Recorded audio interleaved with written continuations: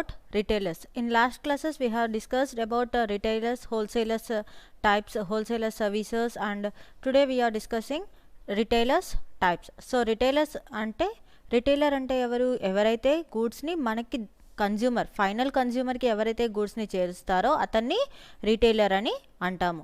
So retailer అనే వాళ్ళు ఖచ్చితంగా ఈ గూడ్స్ని కన్జ్యూమ్ చేసి ఆ కన్జ్యూమర్స్కి అవైలబిలిటీలో ఉంచే వాళ్ళని రిటైలర్స్ అని అంటాము. Retailers are classified into 2 types. So 2 రకాలుగా ఈ రిటైలర్స్ని డివైడ్ చేశారు. So large scale retailers and small scale retailers. Large scale retailers అంటే లార్జ్ క్వాంటిటీస్లో గూడ్స్ని, అంటే లార్జ్ క్వాంటిటీస్లో మనకి కన్జ్యూమర్స్కి గూడ్స్ని అవైలబిలిటీలో ఉంచేవాళ్ళు. అండ్ అలాగే వీళ్ళ షాప్స్, అంటే దే మెయింటైన్ షాప్ అవుట్లెట్స్, షాప్స్ని మెయింటైన్ చేస్తూ ఉంటారు. అండ్ అలాగే వీళ్ళు లార్జ్ స్కేల్లో బిజినెస్ అనేది రన్ చేస్తూ ఉంటారు. సో దీంట్లో types. So large scale retailers అనేవాళ్ళు మళ్ళీ డివైడ్ అయ్యారు. సో వీళ్ళల్లో super markets. So the first category is super market. Super market అంటే మనకు అందరికీ తెలుసు.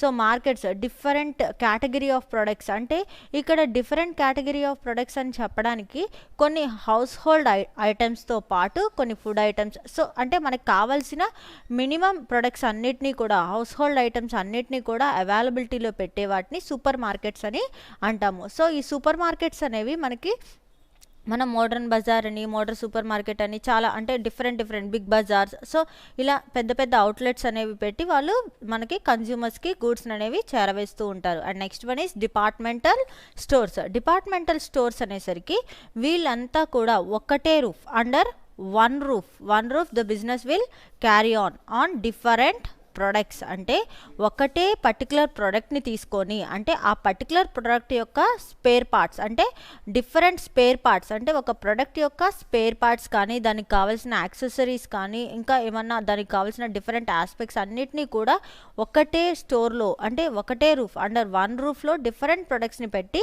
దాన్ని సేల్ చేయడాన్ని డిపార్ట్మెంటల్ స్టోర్స్ అని అంటాము. And next one multiple shops. ఈ మల్టిపుల్ షాప్స్ వచ్చేసరికి మనకి డిఫరెంట్ బ్రాంచెస్ ఉంటాయి. అంటే ఒక మెయిన్ బ్రాంచ్ అనేది సెంట్రల్ లెవెల్లో ఆథరైజ్ చేస్తూ ఉంటుంది.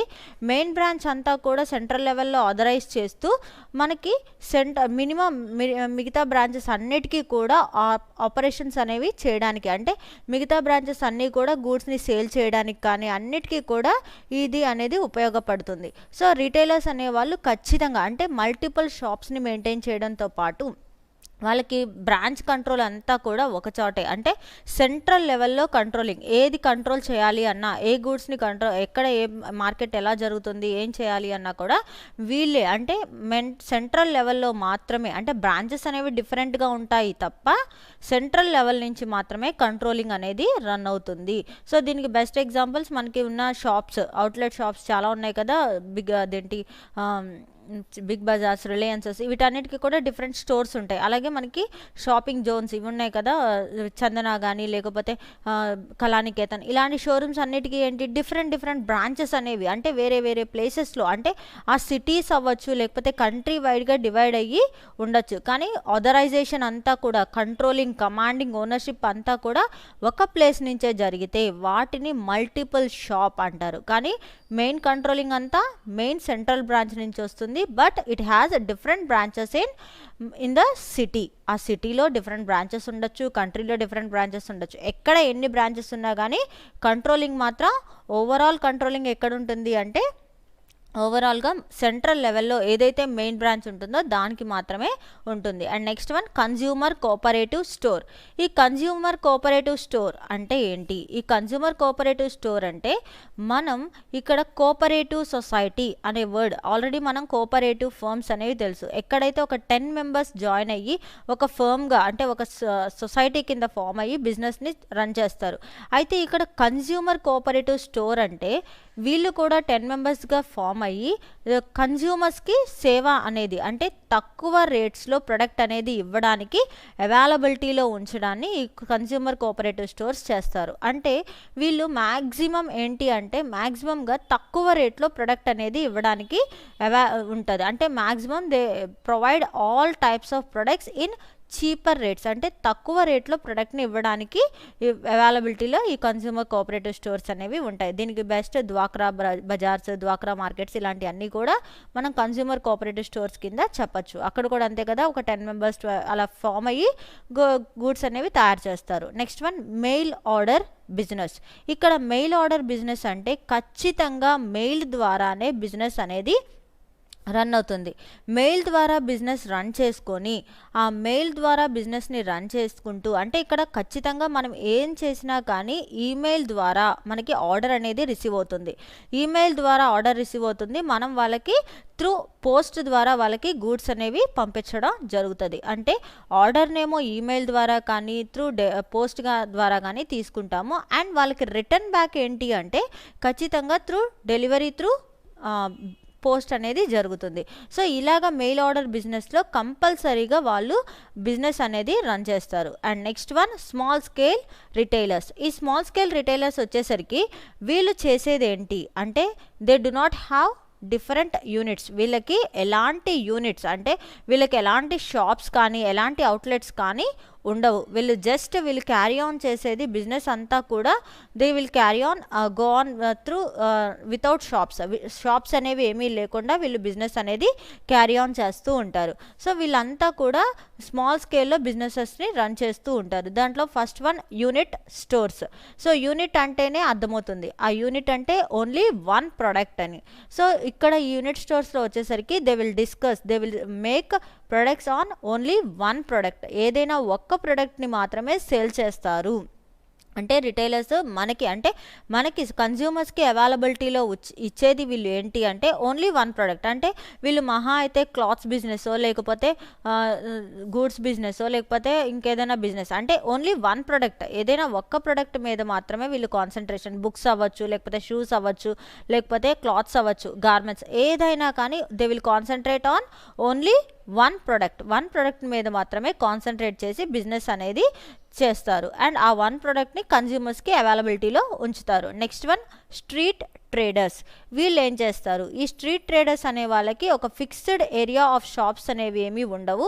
వీళ్ళు చేసేది ఏంటి అంటే ఒక బిజియెస్ట్ ఏరియాని కానీ లేకపోతే ఒక ప్లేస్ని కానీ ఫిక్స్ చేసుకొని ఆ ప్లేస్లో బిజినెస్ అనేది అంటే వాళ్ళు బిజినెస్ అనేది రన్ చేస్తూ ఉంటారు. అయితే వీళ్ళకి బెస్ట్ ఎగ్జాంపుల్స్ కింద మనం ఏం చెప్పచ్చు అంటే మనకి ఫుట్పాత్స్ మీద కానీ లేకపోతే ఇంకెక్కడైనా అంటే ఖచ్చితంగా బిజీ ఏరియాస్లో ఫుట్పాత్స్లో ఇలాంటి ప్లేసెస్లో మాత్రమే వీళ్ళు బిజినెస్ అనేది రన్ చేస్తారు. వీళ్ళు maximum railway stations, bus stands ఇలాంటి ప్లేసెస్లో వాళ్ళ ప్రొడక్ట్స్ అన్నిటిని కూడా డిస్ప్లే చేసి వాళ్ళు సేల్ అనేది చేస్తూ ఉంటారు. కన్జ్యూమర్స్కి ప్రొడక్ట్స్ని అవైలబిలిటీలో ఉంచుతారు on roads. And next one market traders. ఈ మార్కెట్ ట్రేడర్స్ ఏం చేస్తారు అంటే వీళ్ళు ప్రొడక్ట్లో అంటే వీళ్ళు with in a fixed period of time, ఒక ఫిక్స్డ్ పీరియడ్లో మాత్రమే ప్రొడక్ట్ని అవైలబిలిటీలో ఉంచుతారు. సో ఒక ఫిక్స్డ్ పీరియడ్లో మాత్రమే అంటే ఇక్కడ ఒక ఫిక్స్డ్ టైం అంటే మనం చెప్పాలి అంటే ఖచ్చితంగా వీళ్ళకంటూ మ్యాక్సిమం ఒక ప్రొడక్ట్ అనేది ఏమీ ఉండదు. అండ్ వీళ్ళు ఏంటి అంటే ఎప్పుడు బిజినెస్ కావాలి అంటే ఆ బిజినెస్కి తగ్గట్టుగా వాళ్ళు చూసుకుంటూ ఉంటారు. అయితే వీళ్ళు చేసేది ఏంటి, ఈ మార్కెట్ ట్రేడర్స్ మ్యాక్సిమం చేసేది ఏంటి అంటే వాళ్ళు ఎప్పుడైతే ఒక ప్రోడక్ట్ని మార్కెట్లోకి తీసుకొచ్చి దాన్ని అమ్మేసి ఆ టైం వరకు అంటే ఒక ఫిక్స్డ్ పీరియడ్, ఒక 1 మంత్ అవ్వచ్చు, 2 మంత్స్ అవ్వచ్చు, లేకపోతే 1 వీక్ అవ్వచ్చు. సో ఆ ఫిక్స్డ్ పీరియడ్లో ఆ ప్రొడక్ట్ అనేది సేల్ చేసేసుకొని they will adapt to some other place. So ఇంకో ప్లేసెస్కి వెళ్ళి ఇంకో బిజినెసెస్ అనేవి అలా చేస్తూ ఉంటారు. వీళ్ళు ఆ సిచ్యువేషన్కి తగ్గట్టు, ఆ క్లైమాటిక్ కండిషన్స్కి తగ్గట్టు, లేకపోతే ఆ టైంకి తగ్గట్టు వాళ్ళు బిజినెస్ అనేది రిటైలర్స్ అనే వాళ్ళు చేస్తారు. సో అలాగే వాళ్ళు కన్జ్యూమర్స్కి ప్రొడక్ట్స్ని అవైలబిలిటీలో కూడా అలాగే ఉంచుతారు. అండ్ నెక్స్ట్ వన్ హాకర్స్ అంటే వీళ్ళు ఆన్ సైకిల్ మీద కానీ లేకపోతే కార్ట్ల మీద కానీ ప్రొడక్ట్ అనేది రన్ చేస్తూ ఉంటారు. సో వీళ్ళు డోర్ టు డోర్ ప్రతిరోజు కూడా డోర్ టు డోర్ ప్రొడక్ట్స్ అనేవి పంపించడం అంటే మనకి సైకిల్స్ మీద, కార్ట్ల మీద గూడ్స్ని వాళ్ళు అమ్ముతూ ఉంటారు. సో వీళ్ళు డోర్ టు డోర్ వెళ్ళేసి మనకి ఇంటి దగ్గర అవైలబిలిటీలో ప్రొడక్ట్ అనేది ఇంటి దగ్గరకే తీసుకొస్తారు తప్ప వీళ్ళకంటూ స్పెషల్ బిజినెసెస్ కానీ స్పెషల్ ఎలాంటివి కూడా ఉండవు. సో వీళ్ళు చేసేది సైకిల్స్ మీద, కార్ట్స్ మీద వాళ్ళకి ఎప్పుడు కావాలంటే అప్పుడు బిజినెస్ అనేది చేసుకుంటూ వెళ్తూ ఉంటారు. And next one cheap jacks. ఈ చీప్ జాక్స్ అనే వాళ్ళు ఏంటి, వీళ్ళు చేసేది ఏంటి అంటే చీప్ వెరైటీ ఆఫ్ ప్రొడక్ట్స్, అంటే అవి గార్మెంట్స్ అవ్వచ్చు, లేకపోతే ఏదైనా ఒక ప్రొడక్ట్ అవ్వచ్చు, ఏదైనా ప్లాస్టిక్ ఐటమ్స్ అవ్వచ్చు, ఏవైనా కానీ చీప్ క్వాలిటీ ప్రొడక్ట్స్ అంటే చీప్ రేట్లో, తక్కువ రేట్లో ప్రొడక్ట్స్ని వాళ్ళు సేల్ చేయడానికి, కన్జ్యూమర్కి అవైలబిలిటీలో ఉండడానికి పెడతారు. అయితే వీళ్ళకంటూ ఒక ఫిక్స్డ్ ప్లేసెస్ ఏమీ ఉండవు. అవి వాళ్ళకి ఎక్కడ కావాలి అంటే అక్కడ ప్లేస్ పెట్టేసుకొని అక్కడ సేల్ చేసేసుకొని వెళ్ళిపోతూ ఉంటారు. సో అలాగ వాళ్ళు చీప్ జాక్స్ అనే వాళ్ళు బిజినెస్ అనేది రన్ చేస్తూ ఉంటారు. So next one syndicate stores. ఈ సిండికేట్ స్టోర్స్ అనే వాళ్ళు ఏంటి అంటే మెయిల్ ఆర్డర్ బిజినెస్కి ఎక్స్టెన్షన్. అంటే ఇక్కడ మెయిల్ ఆర్డర్ బిజినెస్కి ఎక్స్టెన్షన్ అనేది ఎందుకు చెప్తున్నాము అంటే ఈ సిండికేట్ స్టోర్స్ అనే వాళ్ళు వీళ్ళు కూడా ఆర్డర్స్తో బిజినెస్ చేస్తారు. కాకపోతే వీళ్ళు ఏం చేస్తారు అంటే అన్బ్రాండెడ్ ప్రొడక్ట్స్ని అమ్మడం చేస్తారు. సో బ్రాండెడ్ ప్రొడక్ట్స్ని తీసుకోవడం జరగదు. అన్బ్రాండెడ్ ప్రొడక్ట్స్ని తీసుకొని ఆ అన్బ్రాండెడ్ ప్రొడక్ట్స్ని వీళ్ళ సొంతగా సేల్, అంటే వీళ్ళ సొంత బ్రాండెడ్గా నేమ్ పెట్టేసుకొని సేల్ అనేది చేస్తారు. So these are the various types of retailers. So large scale retailers, small scale retailers. Large scale retailers అంటే వీళ్ళకి షాప్స్ అనేవి మెయింటైన్ అవుతాయి అండ్ వీళ్ళు సూపర్ మార్కెట్స్ కానీ డిపార్ట్మెంట్ స్టోర్స్ రూపంలో కానీ వీళ్ళు బిజినెస్ అనేది రన్ చేస్తారు. అయితే కన్స్యూమర్నే ఫైనల్గా రీచ్ అవుతారు. అండ్ అలాగే స్మాల్ స్కేల్ రిటైలర్స్ వచ్చేసరికి వీళ్ళకంటూ స్పెషల్గా ఎలాంటి షాప్స్, అవుట్లెట్స్ ఉండవు, కానీ వీళ్ళు డిఫరెంట్ ప్రొడక్ట్స్ని వాళ్ళకి ఎక్కడ అవైలబిలిటీలో ఉంటే అక్కడ సేల్ చేసుకుంటూ ఉంటారు. This is retailers. And next one is special economic zone. So special economic zone అనగానే మనకి ఖచ్చితంగా ఒక స్పెషల్ ఎకనామిక్ జోన్ అనగానే మనకి తెలియాల్సింది ఏంటి అంటే ఒక ఏరియాని మనం ఒక boundaries, with in the boundaries of India, మన ఏ దేశమైనా అవ్వచ్చు, ఏ కంట్రీ అయినా అవ్వచ్చు, వాళ్ళ బౌండరీస్లోనే గనక ఒక జోన్ని ఏర్పాటు చేసుకుంటే అది కూడా for the development of their country. So వాళ్ళ డెవలప్మెంట్ కోసం, వాళ్ళ సిటీ డెవలప్మెంట్ కోసం కనుక చేస్తే అలాంటి ఏరియాని సెజ్ అని అంటాము. సో ఈ స్పెషల్ ఎకనామిక్ జోన్ ఏరియాస్ అనేవి మనం చూసినాం కదా, ఈ సైట్ అప్రూవ్డ్ ఫర్ సెజ్ అని ఉంది కదా, అలాగా అంటే అలాంటి ఏరియాస్ని సెలెక్ట్ చేస్తారు. ఎక్కడైతే డెవలప్మెంట్ ప్లేసెస్ అనేవి మనకి ఈజీగా ఎలా అవైలబిలిటీలో ఉంటాయి అనేది చూసుకొని అలాంటి ఏరియాని సెలెక్ట్ చేసుకొని ఇటు సైడ్ ఉన్న పిక్చర్లో మనం ఎలాంటి డెవలప్మెంట్స్ అంటే ఆ ఏరియాని ఈ విధంగా డెవలప్మెంట్ అనేది చేస్తారనమాట. సో ఈ సెజ్ అంటే స్పెషల్ ఎకనామిక్ జోన్ అనగానే మనకి ఇక్కడ అసలు మెయిన్ ఏంటి, అసలు స్పెషల్ ఎకనామిక్ జోన్ని ఎందుకు క్రియేట్ చేస్తారు. సో ఈ స్పెషల్ ఎకనామిక్ జోన్ అనగానే అక్కడ మనం ఒక స్పెషల్ జోన్, ఒక ఏరియా ఆఫ్ జోన్ అంటే విత్ ఇన్ ద బౌండరీస్, అంటే మనకి ఎక్కడైనా మనం ఒక స్పెషల్ ఎకనామిక్ జోన్ని పెట్టాము అంటే అది ఖచ్చితంగా ఆ కంట్రీ యొక్క బౌండరీస్లో ఉండాలి, ఆ బౌండరీస్లోనే ఉండాలి. ఒక స్పెషల్ ఎకనామిక్ జోన్ని కనుక మనం పెడితే ఆ స్పెషల్ ఎకనామిక్ జోన్లో మనం ఇన్ఫ్రాస్ట్రక్చర్ ఫెసిలిటీస్ని డెవలప్ చేయాలి.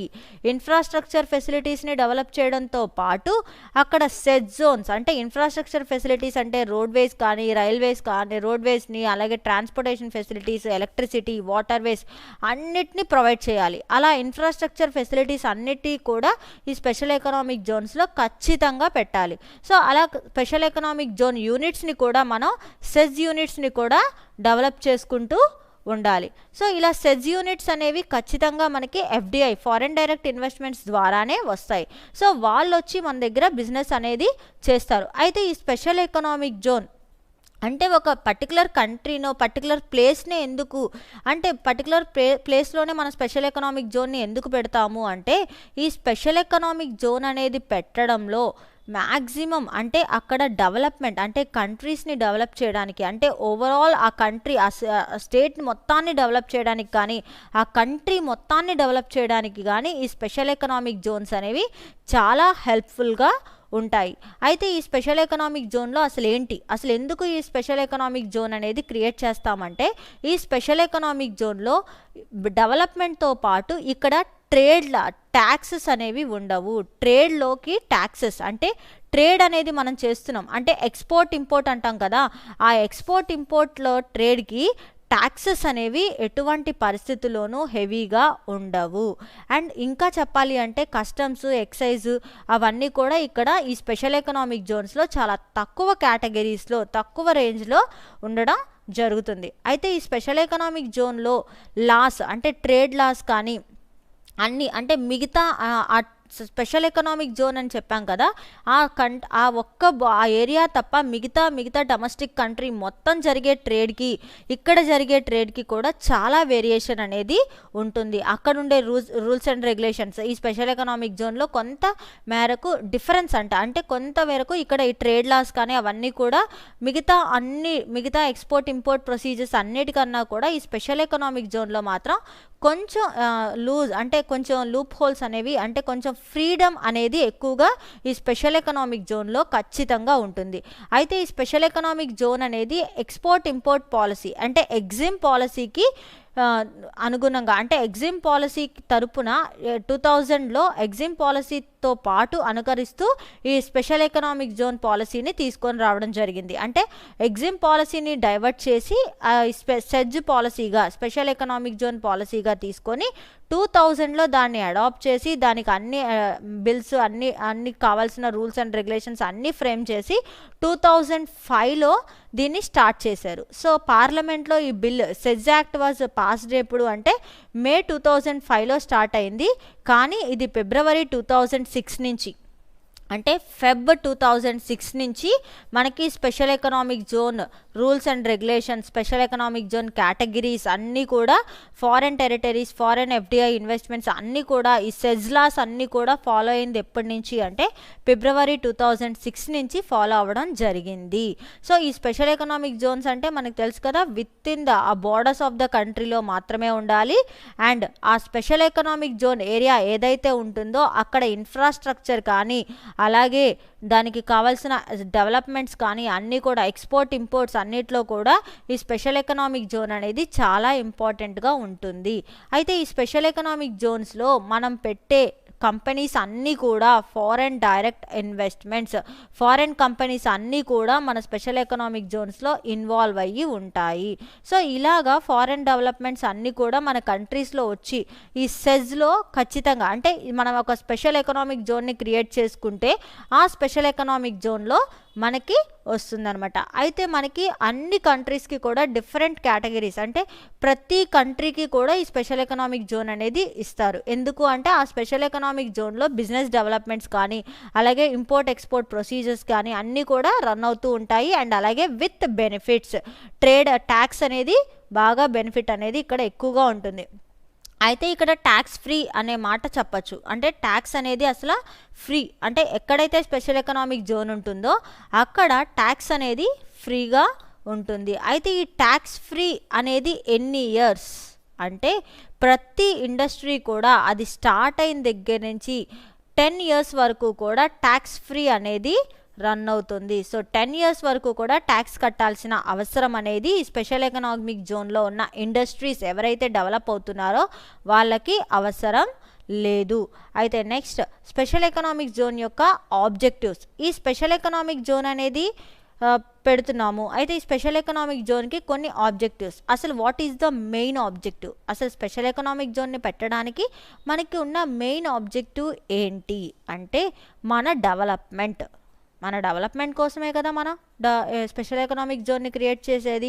అయితే ఈ ఆబ్జెక్టివ్స్ అన్నిటినీ కూడా ఈ స్పెషల్ ఎకనామిక్ జోన్స్ అనేవి క్రియేట్ చేసుకొని వాటిని డెవలప్ చేసుకోవాలి. సో అడిషనల్ ఎకనామిక్ యాక్టివిటీ, ఇక్కడ అడిషనల్ ఎకనామిక్ యాక్టివిటీ అంటే జనరేటింగ్ మనీ అంటే FDI, foreign direct investments. So money అనేది మన కంట్రీస్లోకి రావడానికి ఈ సెజ్ అనేది చాలా ఇంపార్టెంట్ పాత్రని పోషిస్తుంది. అంటే మనకి కంపల్సరీగా మన ఇండియాలోకి ఎప్పుడైతే ఎఫ్డిఐ ఫారెన్ డైరెక్ట్ ఇన్వెస్ట్మెంట్స్ అనేవి వస్తాయో, ఫారెన్ కంపెనీస్ అన్నీ ఇక్కడ వస్తాయో అప్పుడు మనకి మనీ అనేది అంటే మనకి మనీ పరంగా కూడా డెవలప్మెంట్ అనేది జరుగుతుంది. అలాగే మనీ పరంగా మనం బాగా ఎకనామికల్గా మన కంట్రీ అనేది డెవలప్ అవుతుంది. అయితే మనీ పరంగా మనం డెవలప్ అవుతున్నప్పుడు ఖచ్చితంగా export of goods and services. ఇక్కడ మన ఇండియా చూసుకుంటే ఇంపోర్ట్స్లో అయితే పర్ఫెక్ట్లీ హై, కానీ ఎక్స్పోర్ట్స్లో చూసుకుంటే ఇట్ వాస్ లెస్. అంటే ఎక్స్పోర్ట్లో ఇంపోర్ట్లో చూసుకుంటే మన ఇండియా అనేది కంపేర్డ్ విత్ బోత్, అంటే ఎక్స్పోర్ట్ ఇంపోర్ట్లో చూసుకుంటే ఇంపోర్ట్స్ ఏమో బాగా హెవీగా ఉన్నాయి, బట్ ఎక్స్పోర్ట్స్ అనేవి చాలా తక్కువగా ఉన్నాయి. సో ఎప్పుడైతే ఈ కంపెనీస్ వేరే కంపెనీస్ అన్నీ వచ్చి మన స్పెషల్ ఎకనామిక్ జోన్స్ అనేవి క్రియేట్ చేస్తామో, ఈ ఎక్స్పోర్ట్ ప్రొసీజర్స్ అనేవి ఈ ఎక్స్పోర్ట్ ఇంపోర్ట్ని ఈక్వల్ చేయడానికి మాత్రమే ఈ స్పెషల్ ఎకనామిక్ జోన్ని క్రియేట్ చేస్తారు. అంటే ఈ స్పెషల్ ఎకనామిక్ జోన్స్లో ఖచ్చితంగా ఇవి అనేవి తక్కువ, అంటే ఎక్స్పోర్ట్స్ అనేవి పెంచేసి ఇంపోర్ట్స్ని కూడా, అంటే ఇంపోర్ట్స్ని ఎక్స్పోర్ట్స్ని ఈక్వల్ చేసేసేయడానికి ఈ ప్రమోషన్స్ అనేవి ఈ స్పెషల్ ఎకనామిక్ జోన్లో బాగా ఎక్కువగా జరుగుతుంది. అయితే ఇక్కడ ఫారెన్ కంపెనీస్ వచ్చి మన దగ్గరకు వచ్చి కంపెనీ స్టార్ట్ చేసుకుంటారు కాబట్టి they will export the goods. Automatically వాళ్ళు వచ్చి మన దగ్గర కంపెనీ స్టార్ట్ చేసేసి వాళ్ళకి కావాల్సిన గూడ్స్ అండ్ సర్వీసెస్ అన్నిటిని కూడా ఎక్స్పోర్ట్ ప్రొసీజర్స్లో చేసుకొని మనకి ట్యాక్సెస్ రూపంలో మనీ అనేది ఇవ్వడం జరుగుతుంది. And promotion of investment and domestic and foreign sources, investment from domestic and foreign sources. Investments అనేవి మన కంట్రీతో పాటు, అంటే ఇప్పుడు మనం ఏదైనా ఒక ఇన్వెస్ట్మెంట్ అంటే ఒక పెట్టుబడి అనేది పెడుతున్నాం, ఒక కంపెనీ అనేది స్టార్ట్ అవుతుంది. సో అలా స్టార్ట్ అయినప్పుడు ఖచ్చితంగా దాంట్లో పెట్టుబడి అనేది అవసరం. అయితే ఇక్కడ పెట్టుబడి ఈ ఇన్వెస్ట్మెంట్ అనేది ఎవరు చేస్తారు? అటు ఫారిన్ కంట్రీస్ చేస్తాయి, అలాగే మన డొమెస్టిక్ సోర్సెస్లో ఉన్న కంపెనీస్, అంటే మన డొమెస్టిక్ అంటే మన దేశాలు, అంటే వేరే దేశం వచ్చి మన కంట్రీలో డెవలప్మెంట్ చేస్తున్నప్పటికీ, వాళ్ళు వచ్చి కంపెనీస్ పెడుతున్నప్పటికీ మన ఇన్కమ్ కూడా అక్కడ ఇన్వాల్వ్ అయి ఉంటేనే, మన ఇన్కమ్ కూడా వాళ్ళకి ఇవ్వగలిగితేనే, మన ఇన్కమ్ కూడా వాళ్ళకి ఇస్తేనే మన డెవలప్మెంట్ అనేది, అంటే అప్పుడు మాత్రమే మనం డెవలప్ అవుతాము. సో అప్పుడు మాత్రమే ఆ కంపెనీ మనదవుతుంది. మన ఇండియన్ కంపెనీ అవడానికి ఛాన్సెస్ ఎప్పుడవుతాయి అంటే మనం కూడా దాంట్లో పెట్టుబడులు పెట్టినప్పుడు మాత్రమే. సో అందుకనే ఈ ప్రమోషన్స్, అంటే ఎప్పుడు ఈ సెజ్ అనేది పెట్టినప్పుడు ఆటోమేటిక్గా బయట నుంచి పబ్లిక్, మన ఇండియన్ పబ్లిక్కి కూడా, లేకపోతే ఏ కంట్రీ అయితే ఆ కంట్రీలో పబ్లిక్కి కూడా డొమెస్టిక్గా మన కంపెనీ మ్యాక్సిమం గవర్నమెంటే మొత్తం డెవలప్ మనీ అంతా కూడా హాఫ్ ఆఫ్ ద పార్ట్ గవర్నమెంటే ఆ ఇన్వెస్ట్మెంట్ అనేది పెడుతుంది. అండ్ అలాగే ఎంప్లాయ్మెంట్ ఆపర్చునిటీస్, ఆల్రెడీ మనకి తెలుసు ఎంప్లాయ్మెంట్ అనేది ఏదైనా ఒక ఫారెన్ కంపెనీ, ఒక ఎంఎన్సీ కంపెనీ కానీ ఏదైనా ఒక కంపెనీ కనుక మన ఇండియాలోకి వచ్చింది అంటే వాళ్ళు అక్కడి నుంచి ఎంప్లాయీస్ని తెచ్చుకోలేరు. కాబట్టి ఆటోమేటిక్గా ఎంప్లాయ్మెంట్ ఆపర్చునిటీస్ అన్నీ కూడా మన కంట్రీస్కి అవైలబిలిటీలో ఉంటాయి. ఎక్కడైతే వాళ్ళు కంపెనీ పెడతారో ఆ ప్లేసెస్లో ఉన్న ఎంప్లాయీస్ని రిక్రూట్ చేసుకోవడానికి they will easiestly show interest. So అలాగ కంపల్సరీగా వాళ్ళు ఇంట్రెస్ట్ అనేది చూపించి మనకి ఎంప్లాయ్మెంట్ ఆపర్చునిటీస్ అనేవి బాగా క్రియేట్ అవుతాయి. అండ్ అలాగే ఇన్ఫ్రాస్ట్రక్చర్ ఫెసిలిటీస్.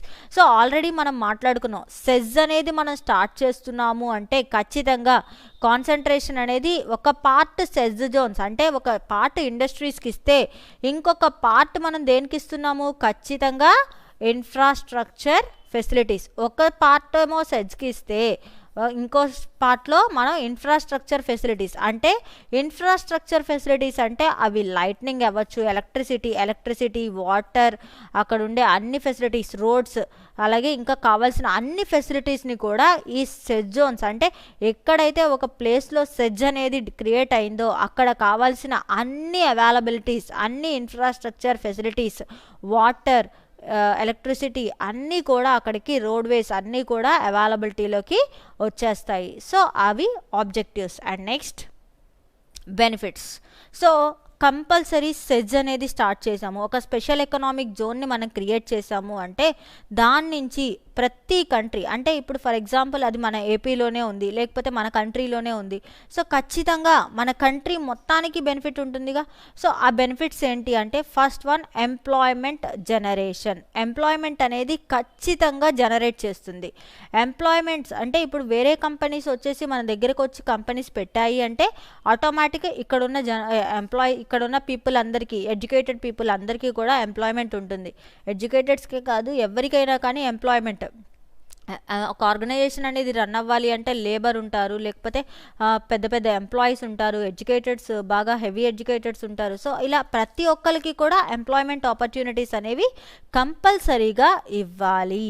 అలా ఎంప్లాయ్మెంట్ జనరేషన్ అనేది ఖచ్చితంగా మనకి ఒక బెనిఫిట్ కింద చెప్పచ్చు. అండ్ అలాగే ఎకనామిక్ డెవలప్మెంట్ అనేది ఖచ్చితంగా మన కంపెనీ ఎప్పుడైతే ఫారెన్ డైరెక్ట్ ఇన్వెస్ట్మెంట్ వస్తుంది మన ఊర్లోకి, లేకపోతే మన సిటీలోకి, లేకపోతే మన స్టేట్లోకి, అంటే ఖచ్చితంగా అక్కడ ఎకనామికల్ స్టాండర్డ్స్ అనేవి, అక్కడ standard of living of people అనేది అండ్ అలా డెవలప్మెంట్ అనేది ఖచ్చితంగా ఇంక్రీజ్ అవుతుంది. సో ఖచ్చితంగా ఎకనామిక్ డెవలప్మెంట్ అనేది ఆ ప్లేస్ అనేది డెవలప్ అనేది జరుగుతుంది. అండ్ అలాగే ఎకనామికల్గా కూడా ఆ ప్లేస్లో ఉన్న ప్రతి ఒక్కళ్ళు కూడా డెవలప్మెంట్ అనేది ఖచ్చితంగా హెవీగానే ఉంటుంది. అలాగే growth of labour intensive and manufacturing industries. ఇక్కడ మ్యానుఫ్యాక్చరింగ్ ఇండస్ట్రీస్, అసలు ఫారెన్ డైరెక్ట్ ఇన్వెస్ట్మెంట్ సెజ్ అంటేనే స్పెషల్ ఎకనామిక్ జోన్స్లో ఖచ్చితంగా ఉండేవి ఏంటి అంటే ఇండస్ట్రీస్. సో ఈ ఇండస్ట్రీస్ అన్నీ కూడా ఖచ్చితంగా లేబర్ని, వాళ్ళ మ్యానుఫ్యాక్చరింగ్ టెక్నిక్స్ని, వేరే వేరే కంపెనీస్ని అన్నీ తెచ్చుకొని మనం డెవలప్ అవ్వనేది జరగడం జరిగిద్ది. సో అలాగా కంపల్సరీగా కూడా వేరే కంపెనీస్ నుంచి మనం తీసుకొస్తున్నాము, వేరే ఫారెన్ కంట్రీస్ నుంచి మనకి ఇండస్ట్రీస్ వస్తున్నాయి అంటే అక్కడ నుంచి టెక్నాలజీ వస్తుంది, అక్కడ నుంచి మిషన్స్ వస్తాయి, అన్నీ కూడా మనకు వస్తాయి. కాబట్టి వాటన్నిటి వల్ల మనం డెవలప్మెంట్ అనేది జరుగుతుంది. అదొక బెస్ట్ బెనిఫిట్గా మనకున్న మ్యానుఫ్యాక్చరింగ్ సెక్టార్స్కి మెషినరీ కానీ అవన్నీ కూడా రా మెటీరియల్స్ కానీ అన్నీ కూడా అక్కడి నుంచి వస్తాయి. కాబట్టి అదొక బెస్ట్ బెనిఫిట్ కింద చెప్పచ్చు. అలాగే ఎక్స్పోర్ట్ పెర్ఫార్మెన్స్ అనేది కూడా ఇక్కడ బాగా చెప్పాను కదా ఆల్రెడీ, ఇంపోర్ట్ ఎక్స్పోర్ట్స్ని ఈక్వల్ చేయడానికే ఇక్కడ మెయిన్ ఉంటుంది. సో కాబట్టి ఆటోమేటిక్గా ఎక్స్పోర్ట్ పెర్ఫార్మెన్స్ని కూడా ఇక్కడ వీళ్ళు హెవీగా ఇవ్వడం జరుగుతుంది. అండ్ బ్యాలెన్స్డ్ రీజనల్ డెవలప్మెంట్ అనేది కూడా అంటే ప్రతి ఏరియాని కూడా ఈక్వల్గా, అంటే ఈ స్పెషల్ ఎకనామిక్ జోన్ని క్రియేట్ చేశాము అంటే మొత్తం ఆ ప్లేసే కాదు, ఆ చుట్టుపక్కల ఉన్న అన్ని ఏరియాస్ కూడా డెవలప్మెంట్ జరుగుతుంది. సో కాబట్టి ఆ ఏరియా మొత్తాన్ని, ఆ రీజియన్ మొత్తాన్ని కూడా బ్యాలెన్స్గా డెవలప్మెంట్ అనేది, ఈక్వల్ డెవలప్మెంట్ అనేది ప్రతి ప్లేస్లోనూ డెవలప్మెంట్ అనేది ఉంటుంది. అండ్ అలాగే ఫైనలీ కెపాసిటీ బిల్డింగ్ అనేది కూడా చాలా ఇంపార్టెంట్. ఒక బెనిఫిట్ అంటే ఒక స్పెషల్ ఎకనామిక్ జోన్ని మనం క్రియేట్ చేస్తున్నాము అంటే అక్కడ కెపాసిటీస్ని కూడా మనం బిల్డ్ చేసుకోవాలి. అక్కడ మనకి కావాల్సిన స్ట్రెంథింగ్ యాక్టివిటీస్ కానీ, అక్కడ ఉన్న పీపుల్ని కానీ అన్నిటినీ కూడా మనం కరెక్ట్గా ఫుల్ఫిల్ చేసుకొని దాని ప్రకారంగా మన సెట్ జోన్స్ అనేవి ఉండాలి. అలాగే మన కెపాసిటీస్ కూడా, అంటే మన ఊరి కెపాసిటీ, మన ప్లేస్ కెపాసిటీని కూడా మనం పెంచుకోవడానికి ఈ స్పెషల్ ఎకనామిక్ జోన్ అనేది బెస్ట్ బెనిఫిట్గా డిరైవ్ చేయబడుతుంది. And next one is criticism. So ఆటోమేటికల్గా ఎప్పుడైతే కొన్ని బెనిఫిట్స్ ఉంటాయి, ఒక స్పెషల్ ఎకనామిక్ జోన్ అనేది క్రియేట్ అయ్యింది, సో దానివల్ల మనకి ఖచ్చితంగా అంటే ఇప్పుడు వేరే కంపెనీస్ వచ్చి, వేరే సిటీస్ వచ్చేసి మనకి ఇక్కడ వేరే వాళ్ళు వచ్చేసి, అంటే వేరే కంపెనీస్ వాళ్ళు వచ్చేసి, వేరే అదర్ కంట్రీస్ వాళ్ళు వచ్చేసి మన కంట్రీస్లో డెవలప్మెంట్ అనేది చేస్తున్నారు. సో వాళ్ళు వచ్చి మన దగ్గర డెవలప్మెంట్ చేస్తున్నారు అంటే ఖచ్చితంగా we have to incur some కొన్ని ప్రాబ్లమ్స్ అనేవి, వేరే వాళ్ళు వచ్చి మన దగ్గర డెవలప్మెంట్ చేస్తున్నారు, వేరే వాళ్ళు వచ్చి మన దగ్గర ఇంకర్ చేస్తున్నారు అంటే we will face some problems. అవే ఇప్పుడు క్రిటిసిజమ్స్. అదేంటి అంటే ఫస్ట్ మనకున్న ఏరియా, లార్జ్ అగ్రికల్చరల్ ల్యాండ్ అనేది పోతుంది. అంటే ఇక్కడ చెప్పాలి అంటే చాలామంది, అంటే అగ్రికల్చరల్ ల్యాండ్ అంటే మనకు ఉన్నదే న్యాచురల్ రిసోర్సెస్ కానీ అది ఎక్కడైనా అవ్వచ్చు, ఏ ప్లేసెస్లో అయినా మ్యాక్సిమం అగ్రికల్చరల్ ల్యాండ్ అనేది లార్జ్ ఏరియాస్లో తీసేసుకోవడం జరుగుతుంది. సో అదొక పెద్ద స్పెషల్ ఎకనామిక్ జోన్ క్రియేట్ చేస్తున్నారు అంటే కొండల్లోనో లేకపోతే లోయల్లోనో చేయరు. ఖచ్చితంగా ఒక పర్టికులర్ ఏరియా అనేది తీసుకోవడం జరుగుతుంది. ఆ పర్టికులర్ ఏరియాలో మేబీ అగ్రికల్చరల్ ల్యాండ్ కూడా ఉండొచ్చు. ఆ అగ్రికల్చరల్ ల్యాండ్ కూడా చాలా వరకు అగ్రికల్చర్ అనేది ఆ ల్యాండ్ మొత్తం కూడా తీసేసుకోవడం వల్ల అదే పెద్ద కాన్సిక్వెన్స్, అంటే అదే పెద్ద ప్రాబ్లం కింద మనం చెప్పచ్చు. అండ్ అలాగే చాలామంది, అంటే ఎప్పుడైతే అగ్రికల్చరల్ ల్యాండ్ అనేది పోతుందో చాలామంది ఎంప్లాయ్మెంట్, వాళ్ళ లైవ్లీహుడ్ అనేది డ్యామేజ్ అనేది జరుగుతుంది. సో అప్పటిదాకా అగ్రికల్చర్ మీద డిపెండ్ అయిన వాళ్ళు ఒక్కసారిగా ఎప్పుడైతే వాళ్ళు అగ్రికల్చరల్ ల్యాండ్ వేరే వాళ్ళకి ఇచ్చేసారో they have to depend on some other source, వేరే ఒక సోర్స్ మీద డిపెండ్ అవ్వాల్సి వచ్చింది. కాబట్టి అది కూడా ఒక ప్రాబ్లం కింద మనం చెప్పచ్చు. అండ్ అలాగే లోకల్ గవర్నెన్స్, ఇక్కడ మనం గవర్నెన్స్ అకౌంటబిలిటీ, ఇక్కడ లోకల్ గవర్నెన్స్ అనేది చెల్లదు. సో ఇక్కడ మన డెమోక్రసీ, అంటే మనకి ఇక్కడ ఒక వేరే కంపెనీ వాళ్ళు వచ్చేసి ఇక్కడ గవర్నెన్స్ చేస్తున్నారు. సో ఫారిన్ కంట్రీస్ వాళ్ళు వచ్చి వాళ్ళకి తగ్గట్టుగా వాళ్ళకి కావాల్సిన రీతుల్లో వాళ్ళు డెవలప్మెంట్ అనేది చేస్తున్నారు.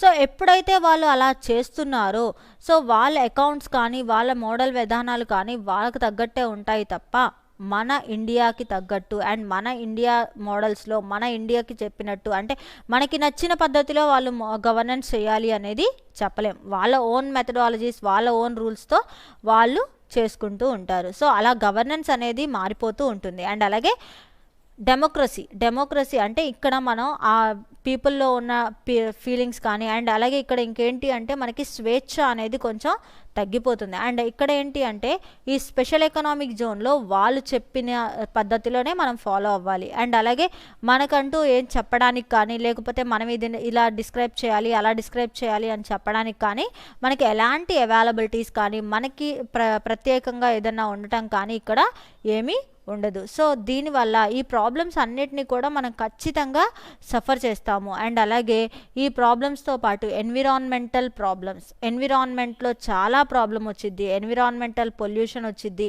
అండ్ అలాగే చాలా హెల్త్ ప్రాబ్లమ్స్ మనం ఇప్పుడు చూడొచ్చు చాలా ఏరియాస్లో చాలా కంట్రీస్ చెప్పాలి అంటే ఎగ్జాంపుల్ వైజాగే తీసుకోవచ్చు. వైజాగ్లో చాలా పొల్యూషన్ అనేది క్రియేట్ అయిపోయింది. చాలామందికి హెల్త్ ప్రాబ్లమ్స్ అనేవి వస్తున్నాయి. సో అది మనకి special economic zone. Vizag is our special economic zone కాబట్టి అక్కడ ఆటోమేటిక్గా అక్కడున్న ఎన్విరాన్మెంట్ అనేది చాలా వరకు డిస్ట్రాయ్ అయిపోద్ది. అంటే ఎన్విరాన్మెంట్లో చాలా వరకు పొల్యూషన్ అనేది క్రియేట్ అయిపోయి అక్కడున్న ఆ చుట్టుపక్కల ఉండే ప్రజలందరికీ కూడా హెల్త్ ప్రాబ్లమ్స్ అనేవి ఈ స్పెషల్ ఎకనామిక్ జోన్స్ని క్రియేట్ చేయడం వల్ల వస్తాయి.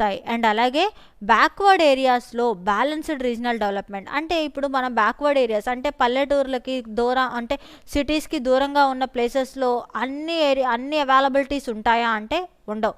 కానీ ఎప్పుడైతే ఒక స్పెషల్ ఎకనామిక్ జోన్ అనేది క్రియేట్ అవుతుందో ఆటోమేటిక్గా ఆ స్పెషల్ ఎకనామిక్ జోన్కి ఏమవుతుంది అంటే ఆ పర్టికులర్ ప్లేసెస్కి ఖచ్చితంగా ఈ స్పెషల్ ఎకనామిక్ జోన్స్ అనేవి క్రియేట్ అయ్యి ఆ స్పెషల్ ఎకనామిక్ జోన్ క్రియేట్ అవ్వడం వల్ల ఆ బ్యాక్వర్డ్ ఏరియాస్ అన్నీ కూడా బ్యాలెన్స్డ్ రీజనల్ డెవలప్మెంట్ అన్ని అవసరాలు అంటే వాళ్ళకి కావాల్సిన ట్రేడ్ కానీ ట్రాన్స్పోర్టేషన్ కానీ అండ్ అలాగే వాళ్ళకి కావాల్సిన అన్ని అవైలబిలిటీస్ని కూడా తీసుకుంటూ ఉంటారు. అండ్ అక్కడ ట్రాన్స్పోర్టేషన్ ఫెసిలిటీస్ని కానీ అండ్ ఇంకా డిఫరెంట్ వెరైటీస్ ఆఫ్ ప్రొడక్షన్స్ని కానీ అన్నిటిని కూడా వీళ్ళు తీసుకోవడం జరుగుతుంది. అండ్ అలాగే మనం 75% అంటే ఇక్కడ మ్యాక్సిమం స్టేట్స్ అన్నీ కూడా ఏం చేస్తున్నాయి అంటే సెజ్ అప్రూవల్స్ తీసుకుంటున్నాయి. కానీ ప్రాక్సిమేట్ సిటీస్ అన్నీ కూడా మ్యాక్సిమం 75% అవి సిటీస్కి దగ్గరలో ఉండడము సెజ్ అప్రూవల్స్ అన్నీ కూడా సిటీస్కి దగ్గరలో ఉండడం వల్ల చాలా వరకు ప్రాబ్లమ్స్ అనేవి ఫేస్ చేస్తున్నాం. సో ఇలాగా స్పెషల్ ఎకనామిక్ జోన్ అనేది ఉండడం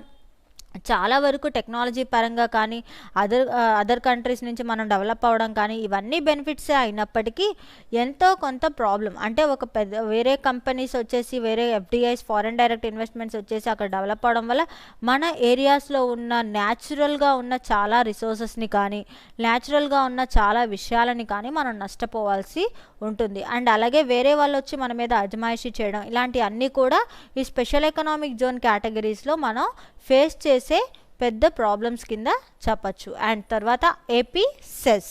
సో ఏపీ సెస్ నేను ఇందాకే చెప్పాను కదా మనకంటూ ఒక స్పెషల్ ఎకనామిక్ జోన్. మరి ఇప్పుడు దాకా మనం సెస్ అంటే స్పెషల్ ఎకనామిక్ జోన్ అంటే ఏంటో చూసాం. కానీ మన ఆంధ్రప్రదేశ్ కాబట్టి మనకంటూ స్పెషల్ ఎకనామిక్ జోన్ అనేది ఉంటుందా? ఎస్ ఉంది. అదేంటి అంటే ఆంధ్రప్రదేశ్లో స్పెషల్ ఎకనామిక్ జోన్ ఎక్కడుంది అంటే వైజాగ్ అచ్యుతాపురంలో ఈ స్పెషల్ ఎకనామిక్ జోన్ అనేది క్రియేట్ చేయబడింది.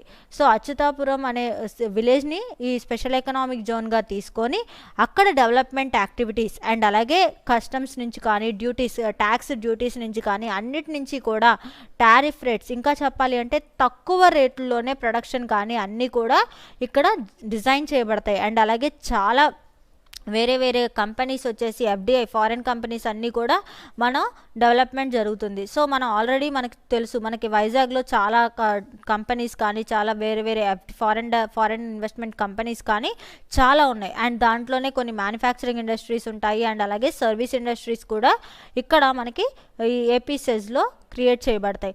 అయితే ఈ ఏపీ సెజ్ అనేది ఖచ్చితంగా ఆ స్టేట్ గవర్నమెంట్ యొక్క రూల్స్తోనే, అంటే ఏపీ సెజ్ అనేది ఫ్రేమ్ అవుతుంది, అంటే సెజ్ రూల్స్ అండ్ రెగ్యులేషన్స్ ప్రకారంగానే ఫ్రేమ్ అవుతుంది. కాకపోతే ఆ పర్టికులర్ స్టేట్ యొక్క ఇనిషియేటివ్స్, ఆ స్టేట్ యొక్క సెజ్ పాలసీ అన్నీ తీసుకొని మాత్రమే ఈ స్టేట్ సెజ్ పాలసీ అనేది, అంటే ఆ పర్టికులర్ స్టేట్కి ఎలా ఉండాలి, ఎలాంటి ఎక్కడ ల్యాండ్ ఎక్వైర్ చేసుకోవాలి, ఎక్కడ ల్యాండ్ పర్ఫెక్ట్గా ఉంది అవన్నీ కూడా చూసుకొని, అండ్ ఒకవేళ రీహాబిలిటేషన్ ఏమన్నా అంటే ప్రాబ్లమ్స్ ఏమన్నా వస్తే వాటిని సెటిల్మెంట్ చేసుకోవాలి, అవన్నీ కూడా క్లియర్ కట్గా అక్కడ మెన్షన్ చేయాలి. అండ్ అలాగే ఇన్ఫ్రాస్ట్రక్చర్ ఫెసిలిటీస్ని కూడా, డెవలప్మెంట్స్ని కూడా, అన్నిటినీ కూడా, అంటే ఆల్రెడీ అక్కడ ఉండే అచ్యుతాపురం అనేది ఒక పల్లెటూరు, అలాంటి పల్లెటూరుని డెవలప్మెంట్ చేశారు స్పెషల్ ఎకనామిక్ జోన్ కింద. అక్కడ బోల్డ్ అని కంపెనీస్ కానీ అన్నీ కూడా డెవలప్ అవుతాయి. అలాగే రోడ్వేస్, రైల్వేస్ అన్నీ కూడా బాగా డెవలప్ అయ్యి చాలా డెవలప్మెంట్ యాక్టివిటీస్ అన్నీ కూడా ఈ స్పెషల్ ఎకనామిక్ జోన్స్లో క్రియేట్ అవ్వడం జరుగుతుంది. అయితే ఈ స్పెషల్ ఎకనామిక్ జోన్స్లో ఖచ్చితంగా కొన్ని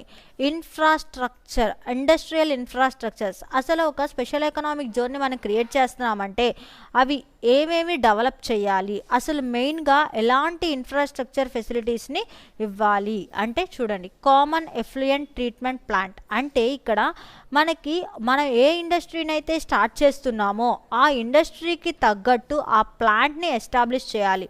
అంటే ఇక్కడ మనం ఇండస్ట్రీస్ని ఎస్టాబ్లిష్ చేస్తున్నాము అంటే దానికి తగ్గ ప్లాంట్స్, దానికి తగ్గ ఇండస్ట్రీకి సంబంధించిన ఇండస్ట్రీస్కి సంబంధించిన ప్లాంట్ కానీ మెషినరీ కానీ అన్నీ కూడా పర్ఫెక్ట్గా తీసుకోవాలి. అండ్ అలాగే వాటితో పాటు దానికి కావాల్సిన ప్రాబ్లం, అంటే ఏదైనా ప్రాబ్లం వచ్చినప్పుడు దాన్ని ఎలా సెటిల్మెంట్ చేయాలి, అంటే ప్రాబ్లమ్ని సాల్వ్ చేయాలి. ఫర్ ఎగ్జాంపుల్ ఏదైనా రిపేర్ వచ్చింది, సో ఆ రిపేర్ని ఎవరు చేయాలి, అలాంటివి కూడా మనకి నాలెడ్జ్తో, అంటే ఒక ఇన్ఫ్రాస్ట్రక్చర్ అనేది మనం ఒక ప్లాంట్ అనేది మనం వేరే ప్లేస్ నుంచి తెచ్చి ఉన్నాము అంటే దానికి సర్వీస్ చేసే వ్యక్తి కూడా మనకి తెలిసి ఉండాలి. ఒకవేళ సర్వీస్ తెలియదు అంటే మనం ఇక్కడ నేర్పించుకొని ఆ ప్రోడక్ట్ని మనం తెచ్చుకోవాల్సి ఉంటుంది. అండ్ అలాగే water supply distribution network, compulsory water supply, అంటే ఒక ఇండస్ట్రీ అనేది మనం పెడుతున్నాము అంటే అక్కడ ఖచ్చితంగా వాటర్ అనేది ఎప్పటికప్పుడు అవైలబిలిటీలో ఉండాలి. ఆ డిస్ట్రిబ్యూషన్ నెట్వర్క్ అనేది ఖచ్చితంగా వీళ్ళు క్రియేట్ చేయాల్సి ఉంటుంది. అండ్ అలాగే ఎలాంటి ప్రాబ్లమ్స్ డ్రైనేజ్ సిస్టమ్స్లో కానీ ఎలాంటి ప్రాబ్లమ్స్ అనేవి రాకుండా చూసుకోవాలి. అది వాటర్లో అయినా కానీ ఎలాంటి ప్రాబ్లమ్స్ అనేవి రాకుండా ఉండాలి. అలాగే వాటర్ రీసైక్లింగ్ ఫెసిలిటీస్ని కానీ, అలాగే లష్ గ్రీన్ ల్యాండ్స్కేపింగ్, అంటే ఇక్కడ లష్ గ్రీన్ ల్యాండ్స్కేపింగ్ అంటే మనం క్రియేట్ చేసే గ్రీనరీ అనమాట.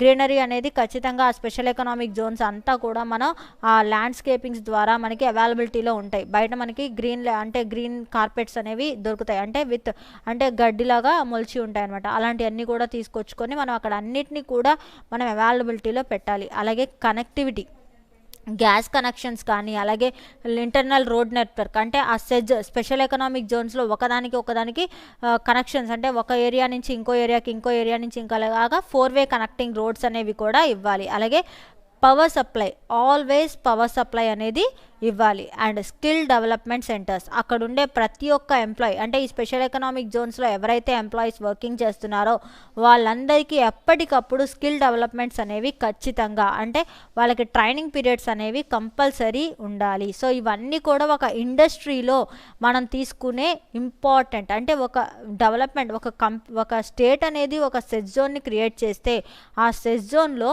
వీళ్ళు కంపల్సరీగా ఇవన్నిటిని మెయింటైన్ చెయ్యాలి.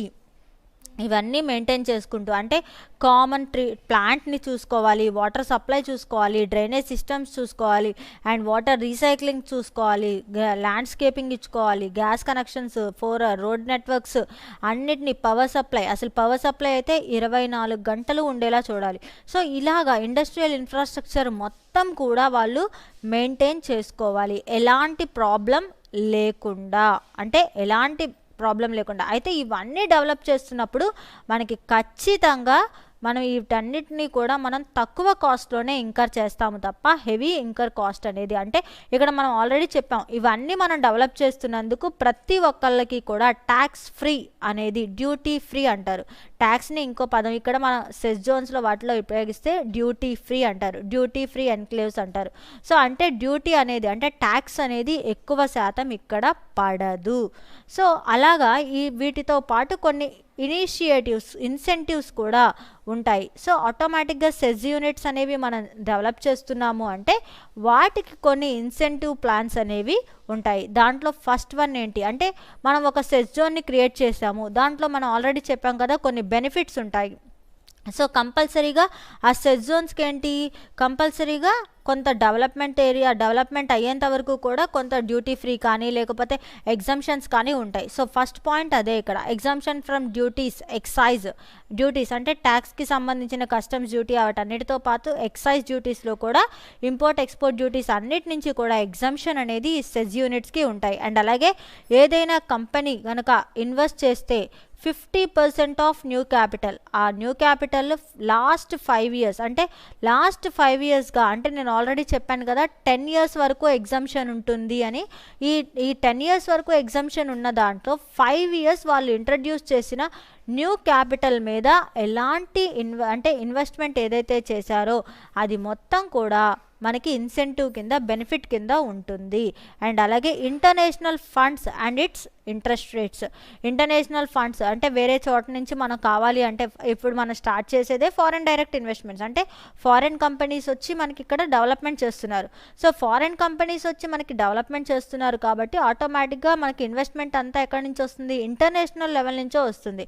కాబట్టి వాళ్ళు ఇన్వెస్ట్ చేస్తున్నారు కాబట్టి వాళ్ళ ఇంట్రెస్ట్ రేట్స్ కూడా కొంచెం తగ్గించుకునేలాగా చూసుకుంటాము.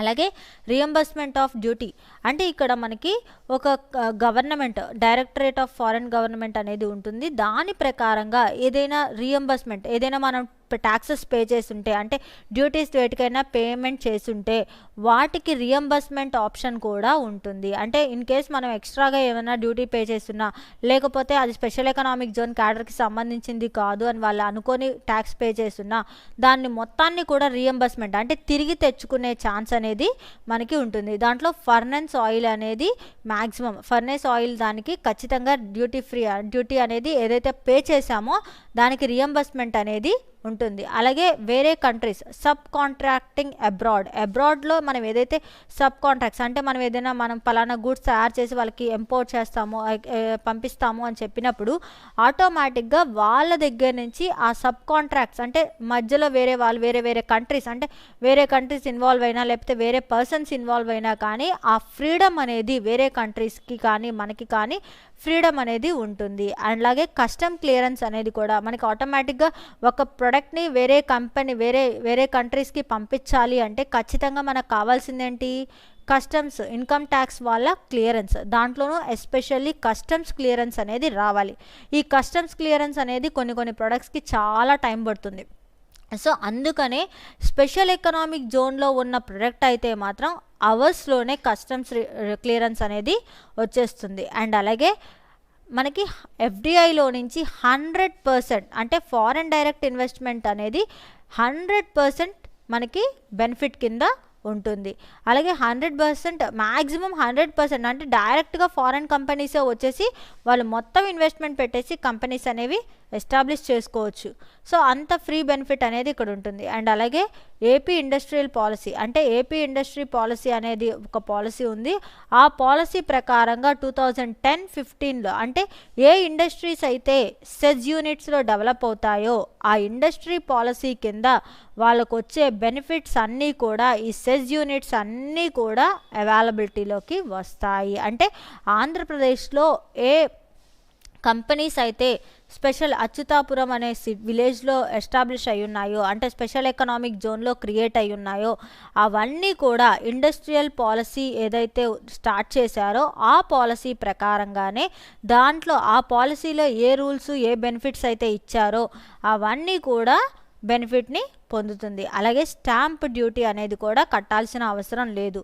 అలాగే VAT tax sales tax octroi వీటన్నిటి నుంచి కూడా ఎగ్జంప్షన్ అంటే పూర్తిగా బెనిఫిట్ అనేది అంటే పూర్తిగా కట్టాల్సిన అవసరం లేదు అని ఇక్కడ నేను చెప్పట్లేదు. కొంత మేరకు మినహాయింపు అంటే ఎగ్జంప్షన్ అనేది కొంత మేరకు వ్యాట్ ట్యాక్స్ అంటే ఇప్పుడు మనం ఆల్రెడీ జిఎస్టీ కడుతున్నాం కదా ఈ వ్యాట్ ట్యాక్స్ సేల్స్ ట్యాక్స్ అన్నీ పోయి జిఎస్టీ ట్యాక్స్ వచ్చింది. సో ఆ జిఎస్టీ అనేది కంపల్సరీగా ఎగ్జంప్షన్ అనేది వీటికి వస్తుంది. అండ్ అలాగే ఆక్ట్రాయ్ డ్యూటీకి కూడా ఎగ్జంప్షన్, అంటే ఆక్ట్రాయ్ అంటే వేరే కంట్రీస్కి పంపించేటప్పుడు ఖచ్చితంగా మనం ఆక్ట్రాయ్ వేరే కంట్రీస్కి ఇంపోర్ట్ ఎక్స్పోర్ట్స్ చేసేటప్పుడు ఆక్ట్రాయ్ డ్యూటీ అనేది కట్టాలి. సో కాబట్టి వాటికి కూడా మనకి ఎగ్జంప్షన్స్ అనేది వస్తుంది. అండ్ ఎలక్ట్రిసిటీలో ఖచ్చితంగా సబ్సిడీ అనేది ప్రొవైడ్ చేయడం జరుగుతుంది. So and single window clearance system. So ఇక్కడ పెద్దగా అంటే స్టేట్ లెవెల్లో తొందరగా ఇక్కడ సింగిల్ విండో క్లియరెన్స్ సిస్టమ్ అంటే ఏంటి అంటే తొందరగా పర్మిషన్, అంటే మనం ఒక ప్లేస్ నుంచి ఇంకో ప్లేస్కి ఇంకో పర్సన్కి అలాగా షిఫ్ట్ అవ్వాల్సిన అవసరం అనేది ఉండదు. ఒక్క ప్లేస్లోనే అంటే ఒకే చోట మనకి క్లియరెన్స్ అనేది వచ్చేస్తుంది. సో ఎలాంటి ప్రాబ్లం లేకుండా మనకి క్లియరెన్స్ అనేది తొందరగా వస్తుంది అని చెప్పడానికి ఆ సింగిల్ విండో క్లియరెన్స్ సిస్టమ్ అనే వర్డ్ని యూస్ చేయడం జరిగింది. అండ్ అలాగే లోయెస్ట్ ఇండస్ట్రియల్ పవర్ టారిఫ్, అంటే ఇండస్ట్రీస్ అన్నిటికీ ఇచ్చే పవర్ టారిఫ్ ఏదైతే ఉందో, అంటే పవర్ విధంగా అంటే ప్రతి ఇండస్ట్రీకి కొంత పవర్లో మినహాయింపు అనేది ఉంటుంది.